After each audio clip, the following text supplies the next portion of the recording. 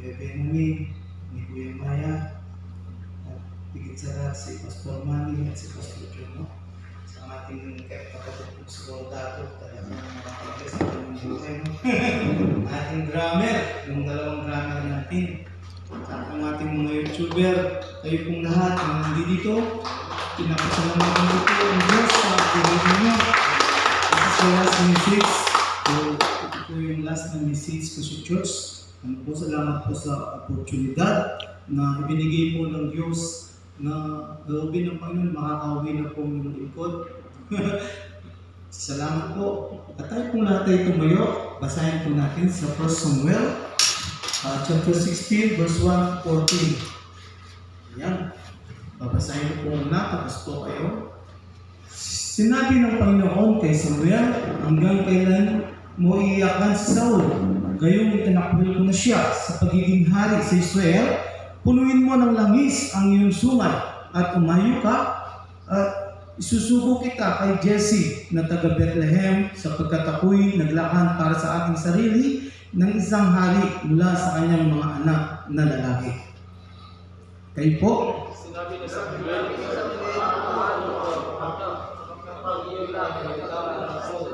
kapatid niya, sinabi ng Panginoon, magdala ng isa sa mga galalak para iyong sabihin, ako'y naparito upang makalos sa Panginoon.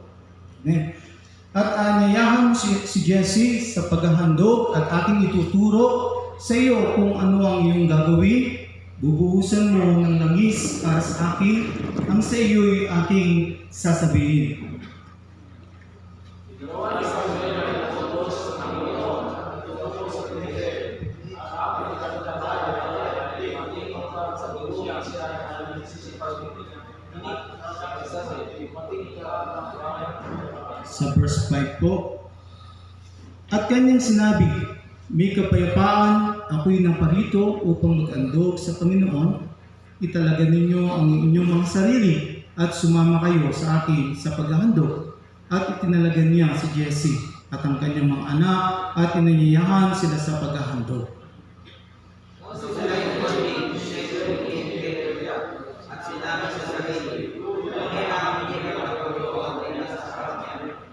Ngunit sinabi ng Panginoon kay Samuel, huwag mong tignan ang kanyang mukha o ang taas ng kanyang tindig sapagkat itinakbil ko siya, sapagkat hindi tumitingin ang Panginoon na gaya ng pagtingin ng tao. Ang tao ay tumitingin sa panlabas na anyo, ngunit ang Panginoon ay tumitingin sa puso.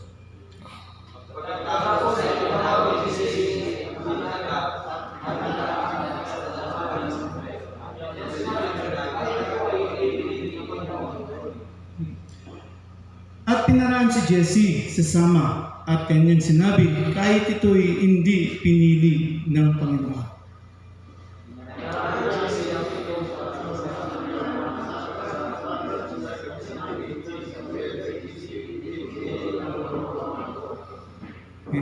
Sinabi ni Samuel kay Jesse, narito bang lahat ang iyong mga anak? At kanyang sinabi, natitira pa ang bunso. Ngunit siya'y nag-aalaga ng mga tupa at sinabi ni Samuel kay Jesse, ipasundo mo siya sapagkat hindi tayo uupo hanggang siya'y dumating dito.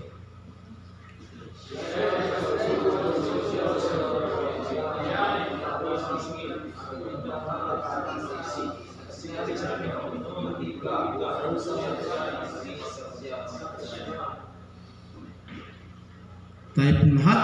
Kaya't kinuha ni Samuel ang sungay ng langis at binuhusan siya sa gitna ng kanyang mga kapatid.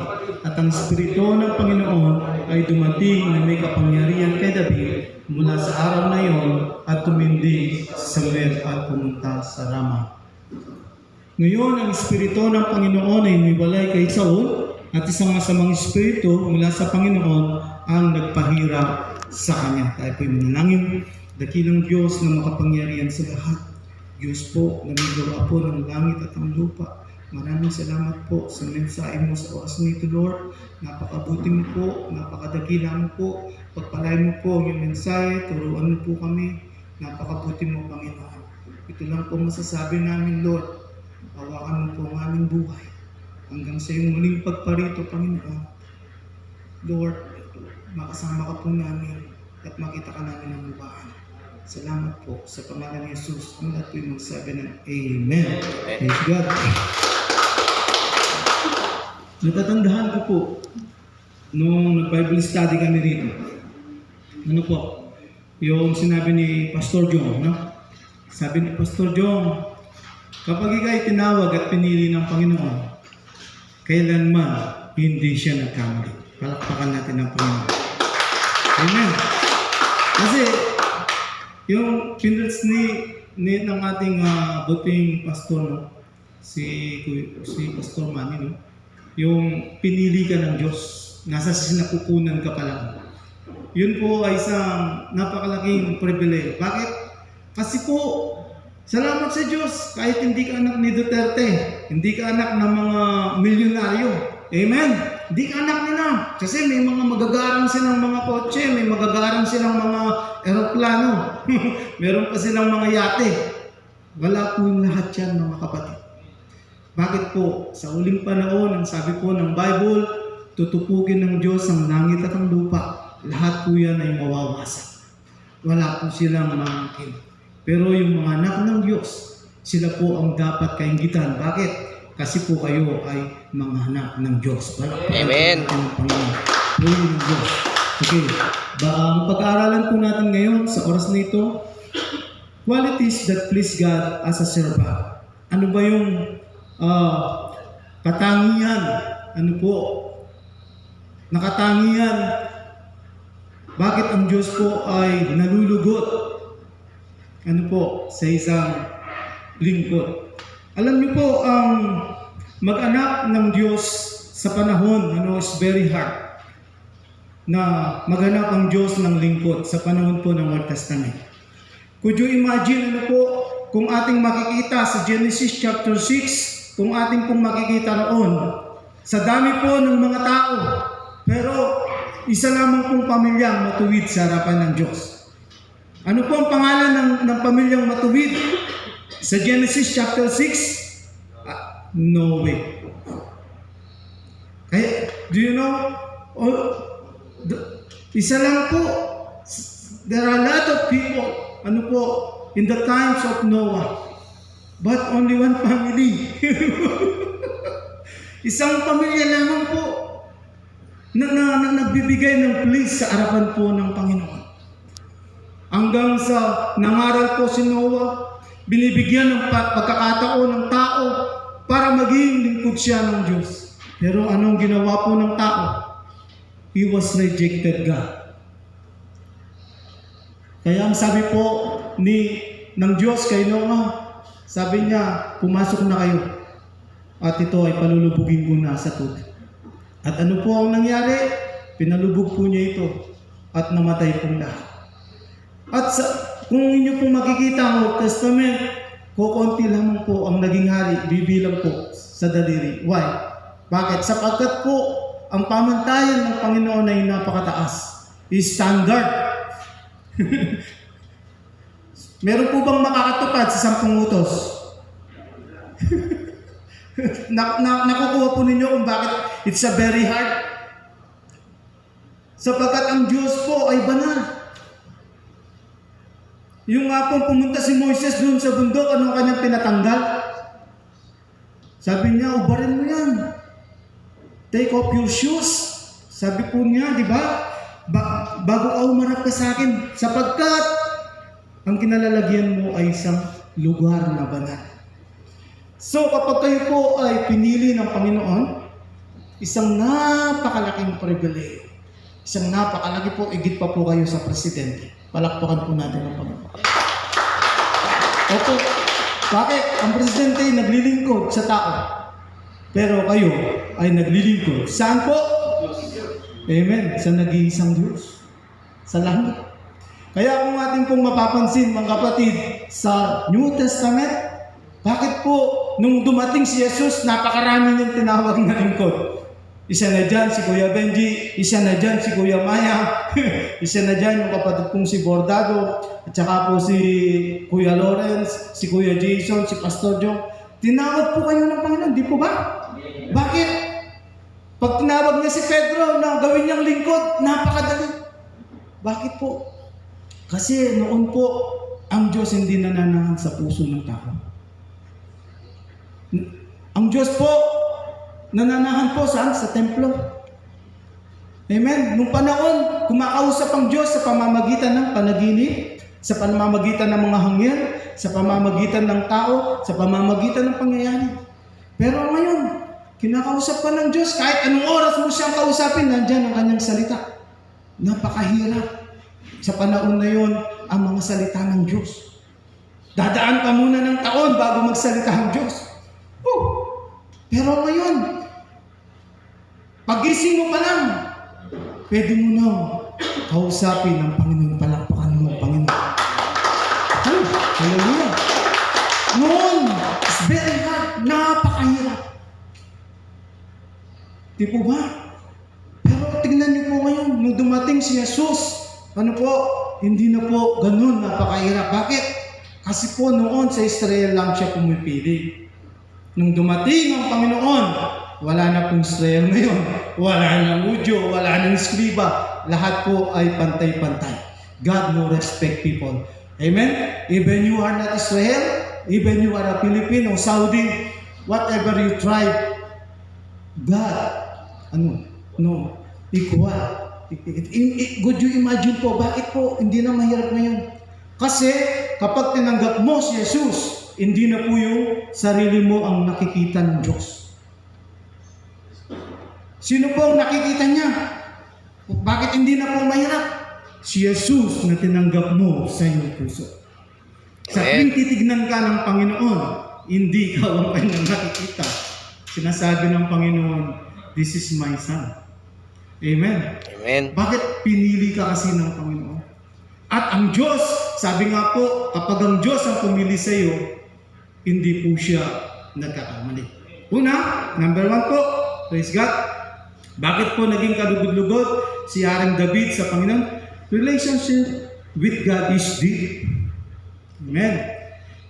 Ang relasyon po ni David sa Panginoon ay napakalalim. Kaya po siya naging kalugod-lugod sa Diyos. While si Saul po, ang relasyon niya sa Diyos, up-up. Ano po yung up-up? Kalahati sa mundo, kalahati sa Diyos. Kaya po, mapapansin po natin, isa po siyang tinatawag na carnal Christian. Meron pong tinatawag na mature Christian, carnal Christian, at baby Christian. So si Saul po, nasa second category po siya, yung tinatawag na carnal. Kumbaga sa goal, ano po, hindi siya pure. Amen po ba? Yung relasyon po sa Panginoon ni David ay katulad po siya ng bamboo. Sinong nakakita na ng bamboo? Alam niyo yung bamboo? Ano ang bamboo? Kawayan po. Ang kawayan po, 5 years bago po yan sumulong ng mataas ng mataas. Pag naman yan ay lumusot na sa lupa, napakabilis naman niya na humaba. Tingnan niyo bakit? Ang bamboo po, bago siya lulusot ng mahaba, ano po ang kanyang ginagawa? Pinapalalim niya ang kanyang mga ugat sa lupa. Bakit niya pinapalalim ito? At ito ay napakaraming ugat. Amen po ba? Kasi po tingnan niyo, kahit anong dahanan ng bagyo, ampasin yung bamboo, ampasin po yung kawayan, gumaganyan yung kawayan. Pero ano mangyayari pagkatapos ng bagyo? Bumabalik po siya. Ganito po yung mga tao, ano po, na merong malalim na relasyon sa Diyos na nakakaplis. Namatay ang kanyang nanay, namatay ang kanyang tatay, ano po, nadisgrasya yung kanyang kuya, ano po, nagka-cancer yung kanyang asawa, nasunugan sila. Pero ang taong ito na mayroong malalim na relasyon deep sa Panginoon, ano po, siya po ay naroon pa rin siya sa church at nagpupuri at nagpapasalamat at tumahawi sa Panginoon. Amen. Palakpakan po natin ang Panginoon. Ito po yung napakaganda. Kapag ikaw ay mayroong deep na relasyon sa Panginoon, ano po, yun po ang Diyos ay nalulugod sa iyo. Tingnan po natin. Letter A po, He knows God. Amen. Yan. Tingnan po natin. Ano po? He knows God and God knows Him. Basahin po natin. Yan. Siya ay nagsugo at sinundo siya roon. Siya ay may mapupulang pisngi, magagandang mata at makisig, at sinabi ng Panginoon, tumindig ka, buhusan mo siya ng langis, sapagkat siya na nga. Upang malugod ang Diyos, ano po sa iyo? Kaya kanya pinili kasi kilala ka ng Diyos. Amen po. Napakapalad po natin. Sa dami ng ARCC, narito po tayo at nakikinig ng salita ng Diyos. Amen. Bakit? Kasi kilala natin kilala ka ng Diyos. Dahil alam niya kapag ikaw ay pinili, ano po, uunahin mo siya sa iyong puso. Amen. And then secondly po, tignan po natin, God is pleased with David because he is always reading the Word of God. Opo. Ang karakter po na nakakalugod sa Panginoon, yung lagi mong binabasa ang salita ng Diyos. Tignan po natin ang salita ng Diyos. Mga Hawit 119 verse 159. Isaalang-halang mo kung papaanong hiniibig ko ang mga tuntunin mo. Muling buhayin mo ako ayon sa tapat na pag-ibig mo. Sabi niya, ang kabubuhan ng iyong salita ay katotohanan, at bawat isa sa iyong matuwid na batas ay mananatili magpakailanman. Amen. Kung unang verse, tignan natin, no? Sabi niya, isaalang-halang mo kung paano iniibig ko ang mga tuntunin mo. Mahal po ba natin ang salita ng Diyos? Amen. Kung inyo pong nakinig na mabuti doon sa pinreach ni Kuya Jomar nung nakaraan, sayang, wala si Pastor Jong, no? Yung kanyang estudyante. So, papansin po natin, no? Ano ang pinreach ni Kuya Jomar? Ano po? Yung ilaw.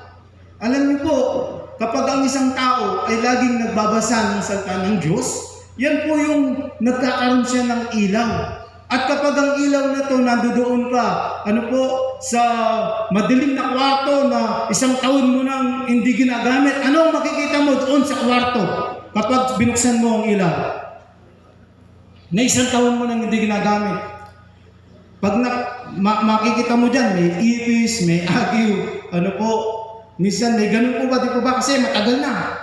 Ganun po, mga kapatid. Dahil matagal tayong hindi tumanggap sa Panginoon, nung tinanggap natin ang Panginoon, nagkaroon tayo ng ilaw, nahihirapan tayo ngayon. Bakit tayo nahihirapan? Kasi sa pagbabasa natin ng salita ng Diyos, sino po rito yung rinirebuke siya ng Diyos kapag nagbabasa ng salita ng Diyos? When you're reading the Bible, and God will talk to you and rebuke you when you're reading the Bible. Naranasan niyo na po ba to? Yung po bang binabasa mo sa salita ng Diyos?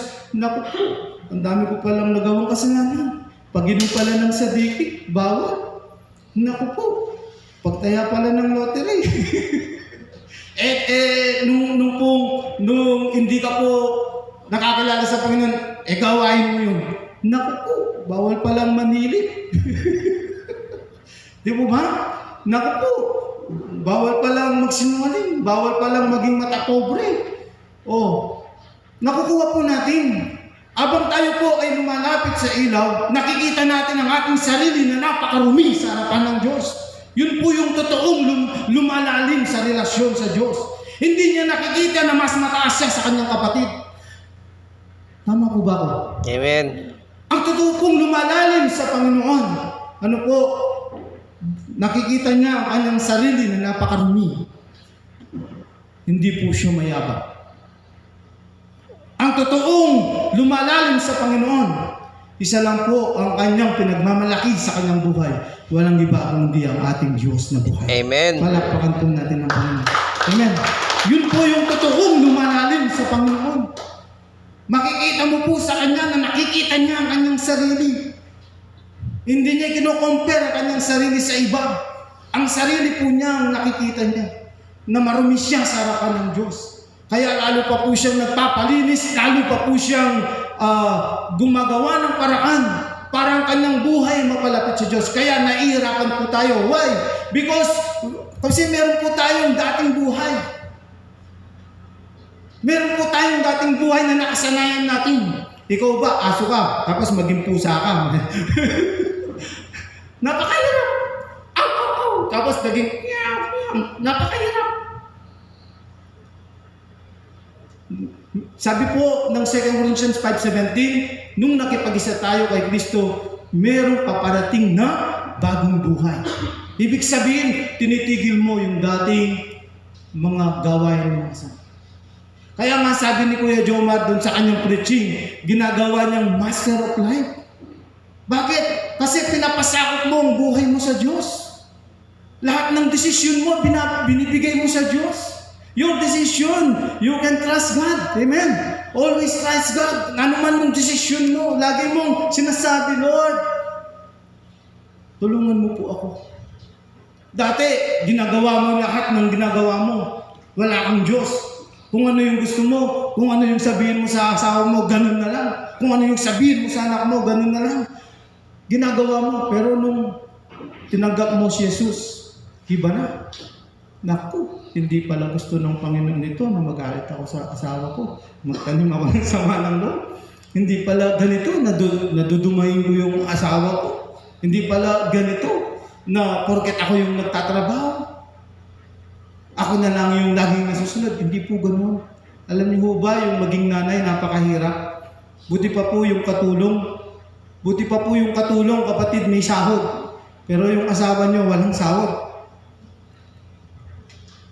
Ulitin ko. Hindi narinig ito eh. Oh, ang katulong dito, ano po, may sahod. Sinasahuran sila. Pero yung asawa na nandoon, araw at gabi, inalagaan niya yung anak mo. Ano po, tapos nasisermonan pa siya. Napupuyat sa yung tatay at saka sa yung nanay. Oh, gusto niya man ibili ng lotion ng kanyang sarili. Ano po, tinitipid niya dahil para sa kanyang anak. Tapos minsan lang siya bumili. Hindi ka magtitipid! Nakukuha po natin, mga kapatid. Amen. minsan lang siya bumili para sa kasiyahan niya. Ano po, sinasaway pa natin siya. Mga kapatid, our relationship reflection to your family. Amen po ba? Amen. Kung gaano mo i-treat your family, ganun mo tinitreat ang Diyos. Amen. Kapag hindi mo mahal ang pamilya mo, hindi mo rin mahal ang Diyos. Pag hindi mo mahal ang pastor mo, hindi mo rin mahal ang Diyos. Why? Because our pastor is the representative of Jesus in this world. Amen. Right po ba? Amen. Kaya thank you. Kasi meron pong mga pastor na pinipili ang Panginoon, itinatalaga sa bawat iglesia para pamunuhan. At kayo po ay dalhin sa sariwang pastulan. Amen? Amen. Una po, balikan po natin, He knows God. And then number 2 po, ayan, God pleased with David. God pleased with David because he's always reading the word. Tapos po, number 3 po, ayan, Pray to God. David, he pleased God because always talking to the Lord. Amen? He always talking God. Ganun po ba tayo? O marami pa yung pagsiselfone natin kaysa sa pakikugnayan sa Panginoon. Alam niyo po, si Haring David, ang sabi niya, pagmulat pa lang po ng kanyang mata, siya po ay nananalangin. Tignan po natin, anong sabi niya? Kung iniingatan ko ang kasamaan sa aking puso, ang Panginoon na hindi makikinig. Sa verse 19 po, ngunit tunay na nakikinig ang Diyos, kanyang dinidinig ang tinig ng aking panalangin. David po, sa kanyang pananalangin, alam nyo, meron po siyang tinatawag na respeto. Malalim na respeto sa Diyos. Iniingatan niya ang kanyang dila. Ano po, para hindi makapagsalita ng hindi tama. Iniingatan niya ano po ang kanyang puso para hindi po siya magkasala sa Diyos. Ganun po ba tayo? Yung nananalangin tayo, dinirespeto po ba natin ang Panginoon? Yun po ang gusto ng Diyos. Sige po. Next po. Hallelujah, Lord. Number 2, obedience. Yan. Si Haring David po ay masunurin sa Diyos. Tingnan po natin yung verse. Ano po? David, 100% po siyang sumusunod. Ayan. Si Saul po ay 50%. Yan. Tignan po natin. Okay. Sinalakay ni David ang lupahin at walang itinirang buhay, kahit lalaki o babae man. At tinangay ang mga tupa, baka, asno, kamelyo, at ang mga kasuotan, at bumalik kay Akis. Ano po ang ginawa ni David? Sumunod po siya ng 100% o hindi? Okay, tignan natin si Saul. Sinabi ni Samuel, ang Panginoon, kaya ay may malaking kasiyaan sa paghandog na sinunog at sa mga halay, gaya ng pagsunod sa tinig ng Panginoon. Tiyak ang pagsunod ay mas mabuti kaysa alay at ang pagkikinig kaysa taba ng mga tupang lalaki. Tignan po natin, 2 servants, ano po? Inutusan sila ng Panginoon. Yung isang servant, ano po ang kanyang ginawa? Nung suguin siya ng Diyos, sumunod po ba siya? 100% po ang kanyang pagsunod. Si Saul po, nung utusan siya, ng Diyos, ano ang kanyang ginawa? Sumunod po siya. Pero, sa kanyang pagsunod, may kondisyon. Ano ang kondisyon na kanyang ginawa? Pinili po niya yung pwedeng pakinabangan. Hindi niya pinatay yung hari na pinapatay siya ng Diyos. Alam niyo kung bakit? Kapag sa buhay mo, ay meron kang, ito kasi yung application nun, kapatid. Kapag sa buhay mo, merong sumisira sa iyong spiritual at hindi mo ito fully surrender to the Lord, yung kasalanan yun ang sisira sa relasyon mo sa Diyos. Santiago 1:15, anong sabi niya? Ang kasalanan na malihit kapag ito ay lumaki, ito ay nagbibigay ng, ano pong nagbibigay ito? Nagbibigay po ng kamatayang spiritual. Kapag po ang pagsunod mo, ano po ay half, hindi totally, 100% na sumusunod ka sa Diyos, ito po ay magkakaroon po ng damage sa iyong buhay. Opo, in the long run po, if you are not fully surrender our life to the Lord, in the long run, ano po, you see what is the defect of our life. Yun po ang sisira, yun ang makikita po natin sa ating buhay. Kung ano yung, limbawa, matagal ka ng Kristiyano, nagtatanim ka pa rin ng sama ng loob. Yun ang sisira sa iyo, yun ang makakapekto sa iyo. Matagal ka ng Kristiyano, ano po, nagsisinungaling ka pa rin. Matagal ka ng Kristiyano, pag wala si Pastor John, naninigarilyo ka pa rin. Matagal ka ng Kristiyano, pag wala si Pastor Manny, wala naman si Pastor Manny, inom muna tayo ng sadiki. Sakit lang naman. O di po ba? Nakukuha po natin. Tinatawag ka ng Diyos na mag-full time. Ang sinasabi mo, Lord, may pinag-aral pa ako. Tinatawag ka ng Diyos na mag-full time. Lord, pupunta pa ako sa New Zealand. Lord, tinatawag ka mag-full time ng Panginoon. Anong ginawa mo? Lord, gusto ko pang mag-doktor. Pero mapapansin po natin, may mga doktor na pastor, binitawan nila ang pagka-doktor at naglingkod sila sa Diyos. May mga engineer, napakalaki ng sahod. Nung makakilala sa Panginoon, binitawan ng pagka-engineer. Amen? Si Pedro, siya po ay nangingisda. Kailangan niya ng pera ng kanyang asawa. Pero nung tinawag siya ng Diyos, sinabi ba ni Pedro, ayoko Panginoon. Kasi, bakit? Kasi may pamilya ako. Kung susunod ako sa'yo, paano ang pamilya ko? Alam nyo, si Pedro matalino. Bakit? Doon pa lang siya pinakita sa kanya ng Diyos. Wala siyang huli. Doon pa lang sa pinakita ng Diyos, wala siyang huli. Nung sinabi ng Diyos, iagis mo yung lambat. Ano po? And the fish net. Ano nangyari sa fish net? Napuno po ng isda. Too much fish, di po makikita po natin. So makikita po natin mga kapatid, nakita po ni Pedro, kapag sumunod ka sa Diyos, sagot na ng Diyos ang iyong anak. Amen. Palakpakan natin ang Panginoon. Kapag sumunod ka sa Diyos, yung bagay na inaalala mo, ang Diyos na po ang sasagot. Kaya ang nangyayari po doon sa mga tinatawag ng Panginoon, tumanda na sila ng tumanda. Bakit? Kasi ang gusto nila, anak lang matapos, nagkapo. Naalala ko nga si Kuya Romy. Di po ba? Sabi niya matapos ko lang yung anak ko. O di po ba? Ang pagsunod po kasi sa Panginoon, mga kapatid, sabi niya, tinatawag akong full time ng Panginoon. Pero may sinabi ako sa Diyos.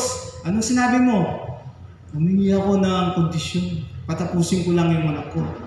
Mga kapatid, kapag tinawag ka ng Diyos sa pagpo-full time, sagot ka ng Diyos.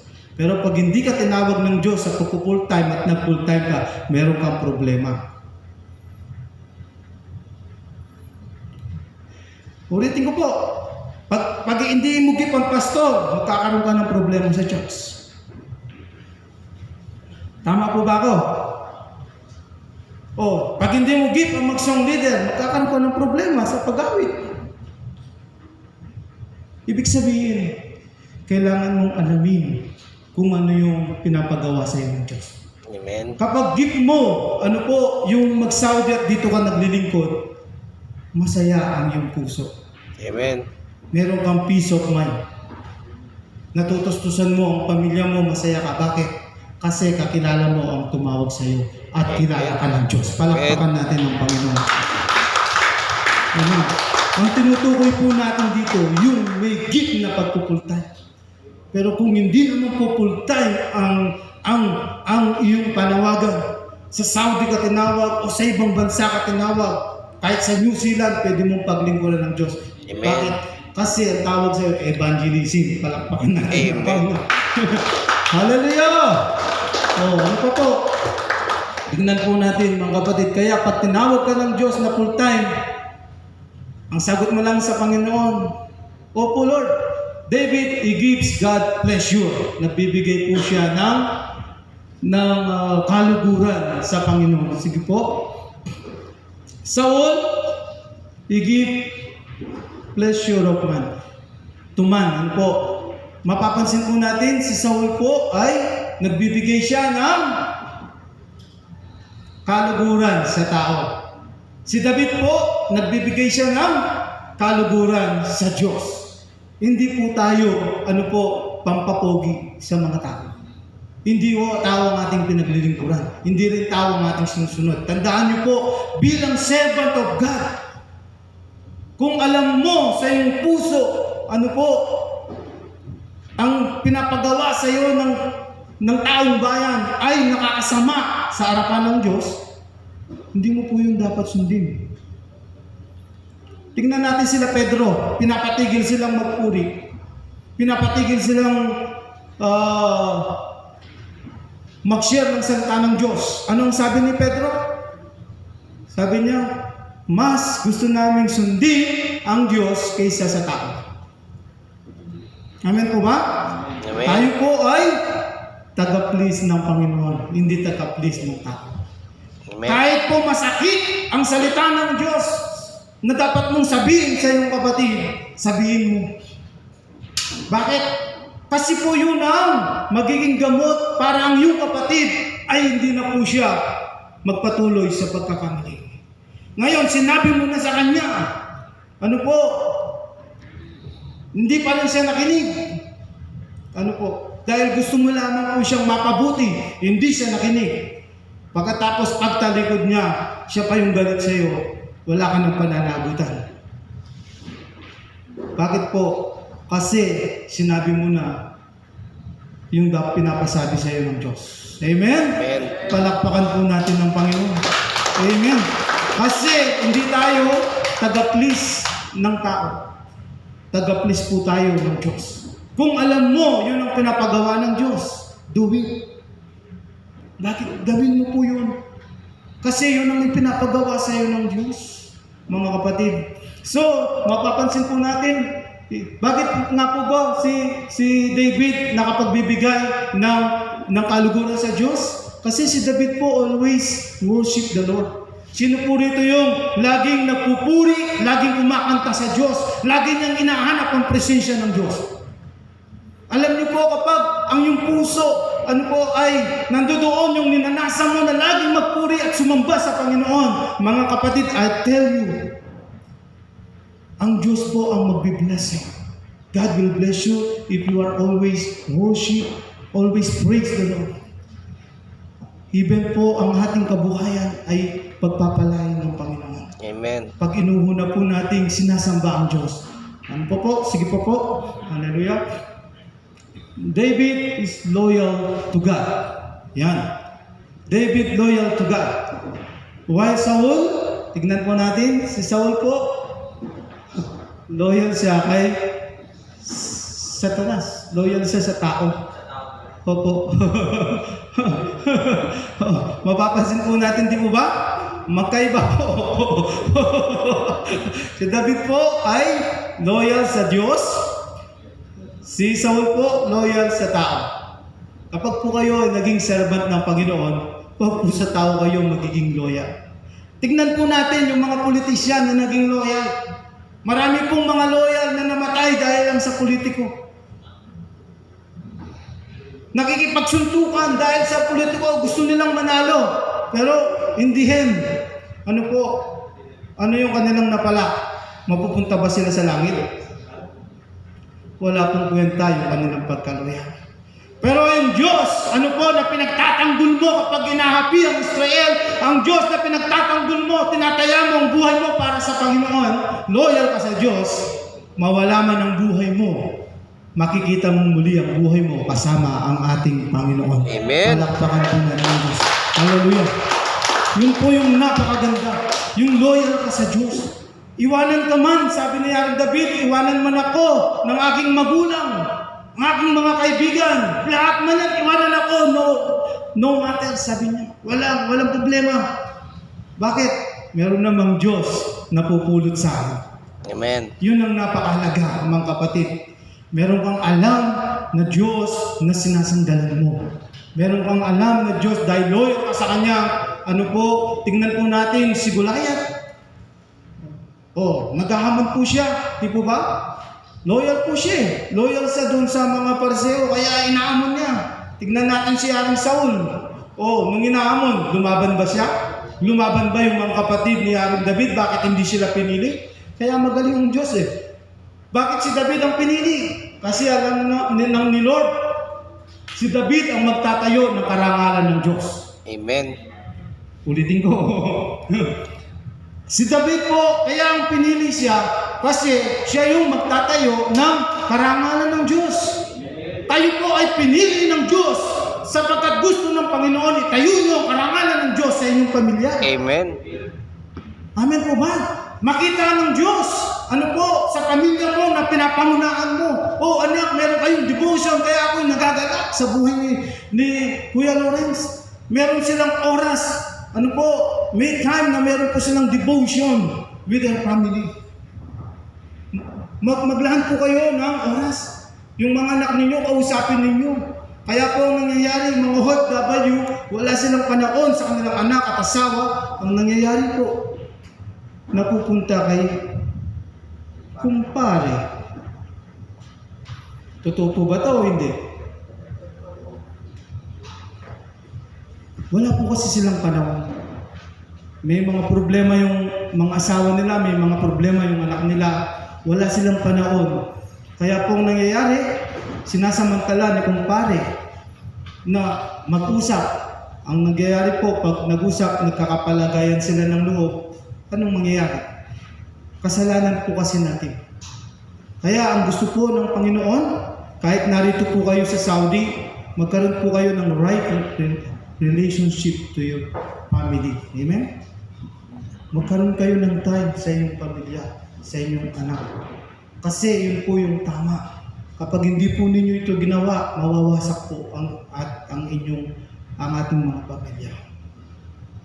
Amen po ba? Amen. Natandahan po natin, kanino po tayo loyal? Sa Diyos. Sa Diyos po. Loyal po tayo sa Diyos, hindi po sa tao. Hindi po tayo tagasunod ng tao, kundi tagasunod tayo ng Diyos. Diyos. Next po. Hallelujah. Ano po? Pupurihin ko ang Panginoon sa lahat ng panahon. Tignan niyo kung gaano kaloyal. Ano sabi ni Aring David? Pupurihin niya ang Panginoon sa lahat ng panahon. Ang pagpupuri sa Kanya ay sa aking bibig ng patuloy. Yun po, ganun po siya kaloyal sa Diyos. Opo, kahit anong ginagawa. Sino rito yung nag-testimony na nabibless siya kay Mark 2? Di ba ba? Nakikita niya laging umahawit, di ba ba? Kasi kung hindi niya gagawin yun, iinit lagi ang ulo nun. Kasi po, kapag kayo ay nag-worship sa Panginoon, nagkakaroon po tayo ng self-control. Nagkakaroon tayo ng power.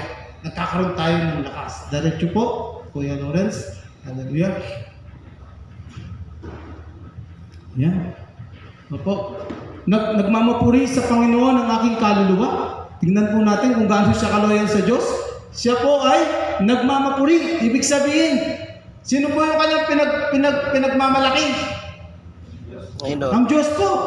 Hindi po yung kanyang natutuwan. Nakukuha po natin. Dito sa pulpitong ito, isa lang ang dapat mong itaas.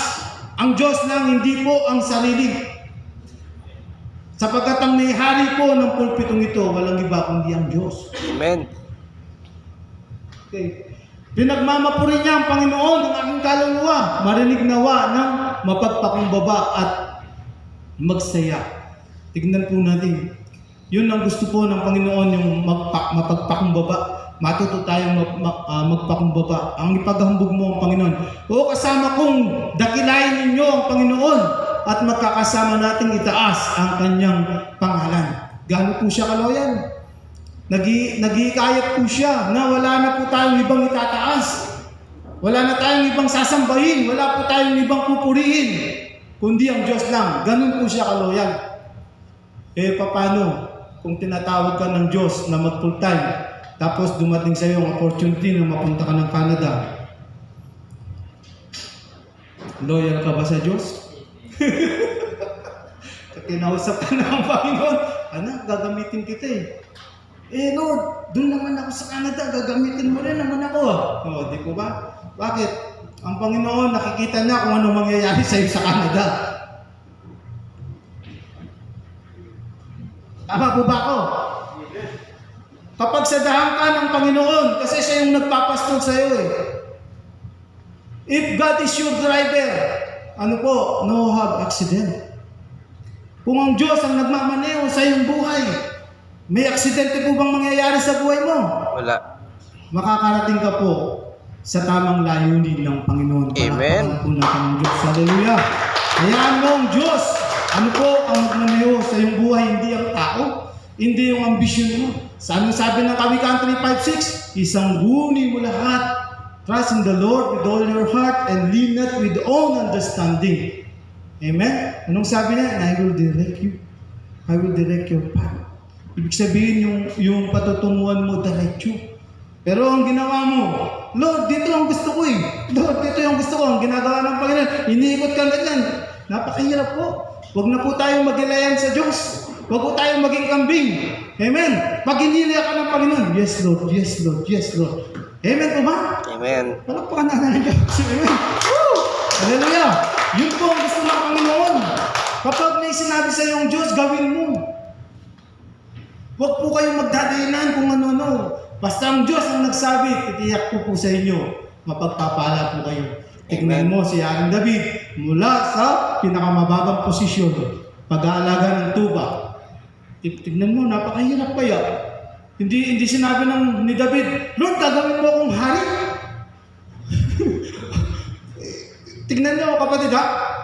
Ang inaalagahan ko, tupa, hindi tao. I have no experience about that. Sabi niya, di ba? Kasi ako, pastor ako ng mga tupa. I am the pastor of the sheep, not the man, sabi niya, di ba? Hindi niya sinabi na, hindi ako, pastor lang ako ng mga tupa, hindi ng tao. Pero mapapansin po natin nung tinawag siya ng Diyos, dahil meron siyang malalim na relasyon sa Panginoon. Alam niya kapag ang Diyos ang tumawag sa kanya, hindi siya pababayaan. Kaya po si Haring David, mas maganda pa nga po ang presidente, wala siyang karunungan ng matalino. Bakit? Si Haring David po, totally fully dependent siya sa Diyos.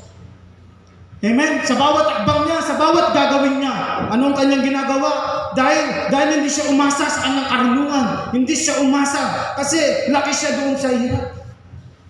Kaya ang nangyayari po, bago siya gagawa, sa Diyos lamang po siya gumawa. Bago siya gagawa, pinapanalangin niya. Sana ganun po tayo mga kapatid.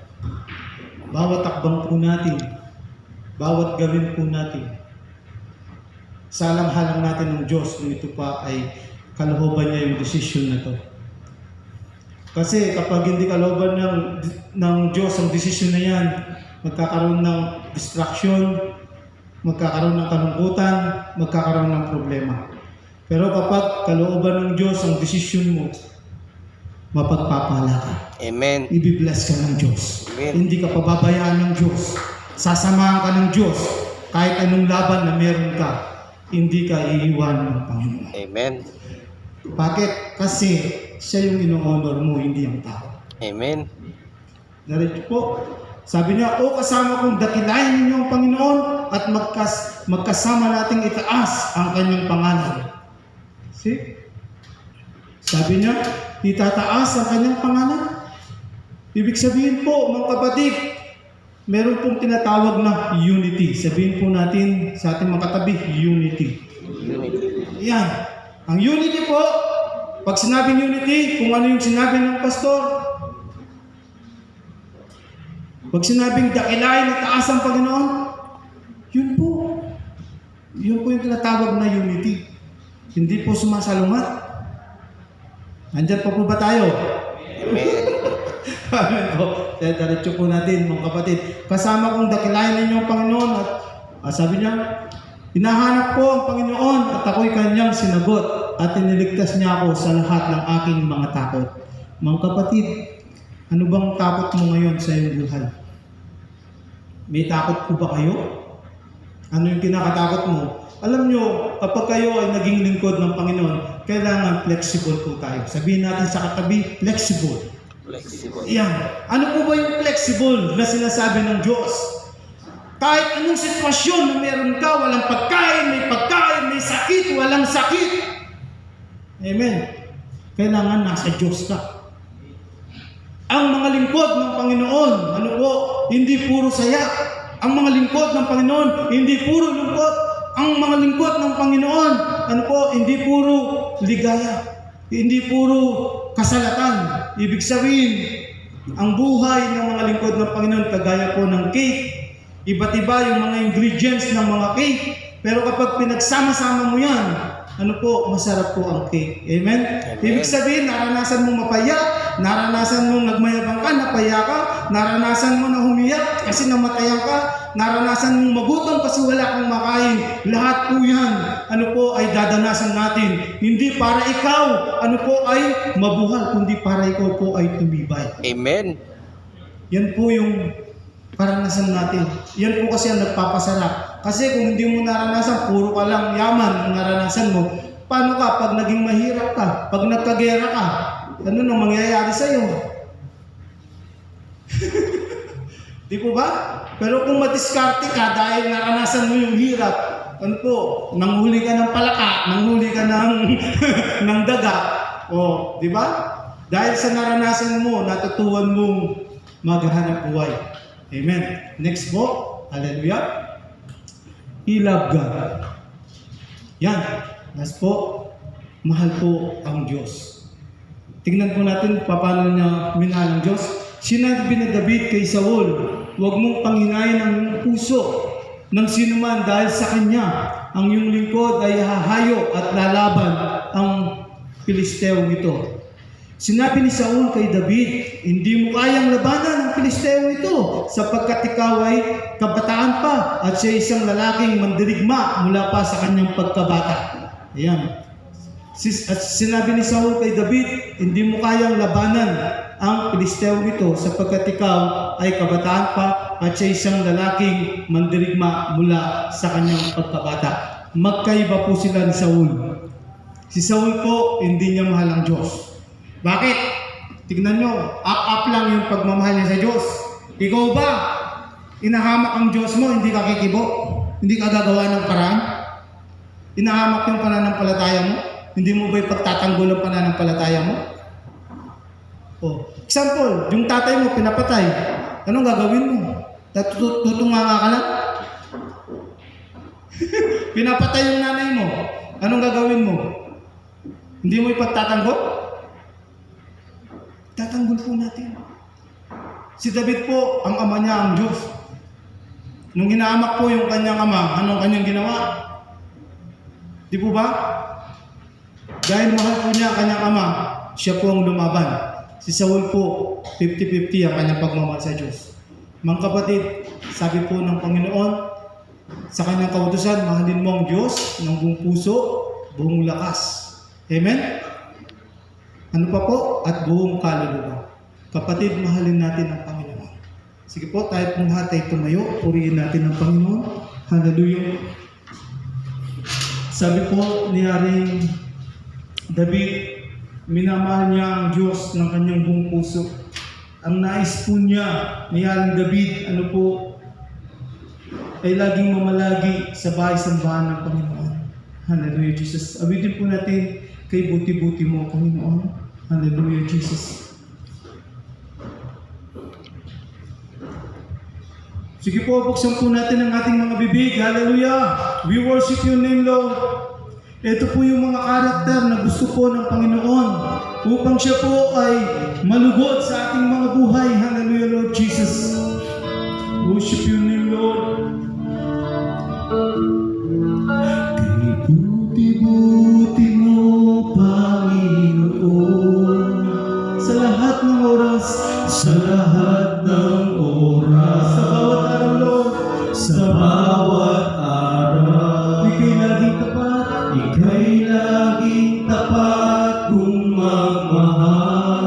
Oh, iyong kawa, Panginoon, ang iyong kawa ay magpawalang hanggan. Isa pa po kay buti-buti mo, kay buti-buti mo, Panginoon, sa lahat ng oras, Lord, sa lahat ng oras, sa bawat araw po, sa bawat araw, ika'y laging tapat kung magmahal. Ang iyong kawa, Panginoon, ang iyong kawa ay magpawalang hanggan. Pinupuring kita, Panginoong Diyos. Pinupuring, sinasamba kita. Dakilang Diyos, dakilang Diyos at Panginoon. Tunay nga ika'y walang katulad. Tunay nga ika'y walang katulad. Tunay nga ika'y di nagbabago. Mabuti ang Diyos na sa akin ay nagmamahal. Pinupuri kita, Panginoon. Pinupuri, sinasamba kita. Dakilang Diyos sa Panginoon. Tunay nga ika'y walang katulad. Tunay nga ika'y di nagbabago. Mabuti ang Diyos na sa akin ay nagmamahal. Mabuti po ang Diyos. Mabuti ang Diyos na sa akin ay nagmamahal.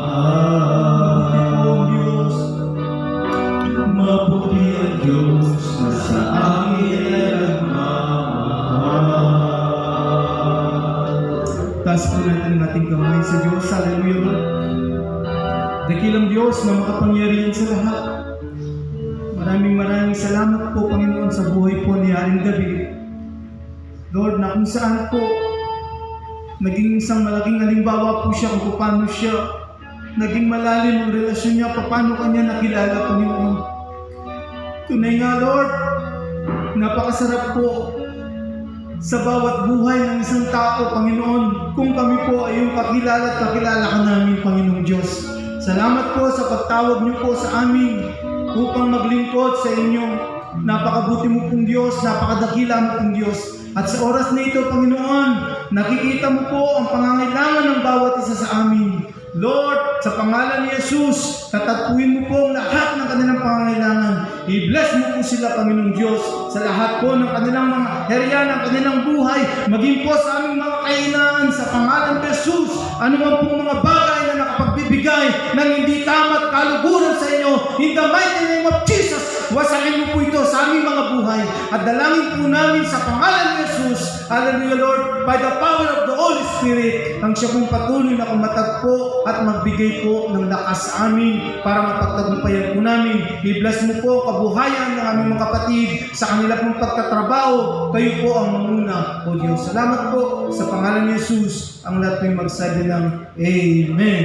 Salamat po.